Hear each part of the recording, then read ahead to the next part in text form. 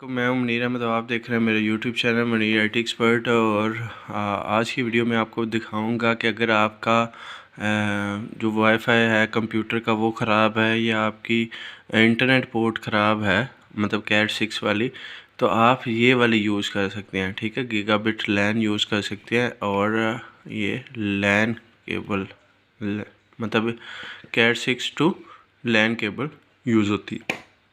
इसे आप अपने लैपटॉप पे भी नेट चला सकते हैं, आपने PC पे भी चला सकते हैं, और किसी डिस्टर्बेंस के बगैर किसी भी लैन पोर्ट में लगा के। उसके अंदर इस तरह की एक ही लैन होती है, तो इसके अंदर आप लैन डक्ट लगाएंगे और इसको किसी भी PC की पोर्ट में लगा के या लैपटॉप की पोर्ट में लगा के, चाहे 3.0 है चाहे 2.0 है, उसमें लगा के, ठीक है, आप चला सकते हैं। वैसे उन्होंने 3.0 दिया, हाईएस्ट स्पीड जो होती है उसमें लगाओगे तो गीगाबिट लैन चलेगी।